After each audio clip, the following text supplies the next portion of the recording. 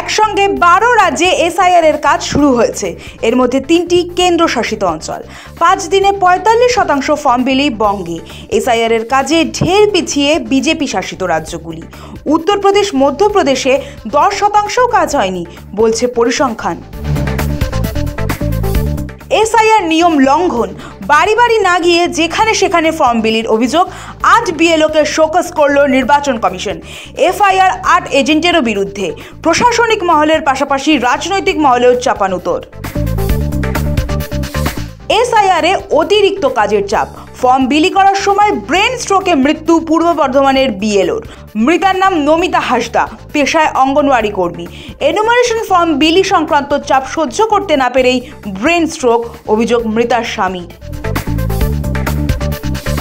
8 দিনের মধ্যে ভোটারদের এনুমারেশন ফর্ম পৌঁছে দিতে হবে, সময় বেঁধে দিয়েছে জাতীয় নির্বাচন কমিশন। সময়ের মধ্যে কি এনুমারেশন ফর্ম বিলি সম্ভব? নতুন আবেদন বিএলও মঞ্চের। সময়সীমা বাড়ানোর আবেদন নিয়ে কমিশনের দ্বারস্থ বিএলও ঐক্য মঞ্চ। এসআইআর আতঙ্কে আত্মহত্যার চেষ্টা ধনেখালিতে। মেয়েকে কীটনাশক খাইয়ে নিজে বিষ পান করলেন তরুণী।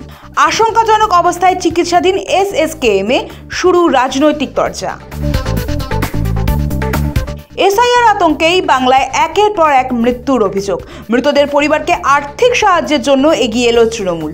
পরিবারের পাশে দাঁড়িয়ে বিশেষ কমিটি গড়লেন অভিষেক বন্দ্যোপাধ্যায়। দলের সেনাপতির নির্দেশে রাজ্যের বিভিন্ন প্রান্তে পৌঁছে গেল তৃণমূলের প্রতিনিধি দল। রবিবার বীরভূমে পৌঁছে গেলেন স্নেহাশিস চক্রবর্তী, ভাঙড়ে গেলেন অরূপ চক্রবর্তী, শওকত মোল্লা, বহরমপুরে পৌঁছে গেলেন চন্দ্রিমা ভট্টাচার্য। পরিবারের পাশে দাঁড়িয়ে তুলে দেওয়া হলো আর্থিক সাহায্য। ঘুরপথে সরকার ফেলার ষড়যন্ত্র।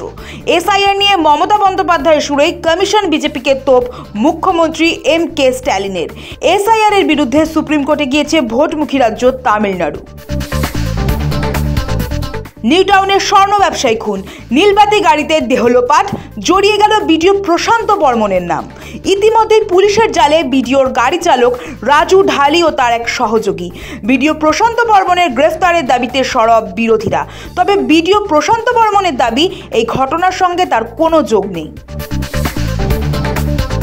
বড়সড় জঙ্গি হামলার পরিকল্পনা ছিল দেশের বিভিন্ন প্রান্তে। গুজরাট পুলিশের জালে অস্ত্রসহ 3। গত 1 বছর ধরে এদের গতিবিধির উপর নজর রাখছিল গোয়েন্দারা। অভিযোগ, এরা অস্ত্র সরবরাহের সময় ধরা পড়ে দেশের বিভিন্ন অংশে জঙ্গি হামলার পরিকল্পনা করছিল। আন্দামানের শক্তিশালী ভূমিকম্প। কম্পনের মাত্রা রিক্টার স্কেলে ছিল 5.4। এখনো পর্যন্ত ক্ষয়ক্ষতি বা হতাহতের খবর মেলেনি। তবে ভূমিকম্পের মাত্রা যেহেতু অনেকটাই বেশি ছিল, তাই ক্ষয়ক্ষতির আশঙ্কা এখনই উড়িয়ে দেওয়া যাচ্ছে না। শীতের ঝোড়ো ইনিংস। 24 ঘন্টার ব্যবধানে কলকাতা শহরে পারদ নামল প্রায় 3 ডিগ্রি সেলসিয়াস। আবহাওয়া দফতরের ইঙ্গিত, আগামী কয়েকদিনে তাপমাত্রার পতন আরও তীব্র হবে। দক্ষিণবঙ্গে আপাতত বৃষ্টির কোনো সম্ভাবনা নেই।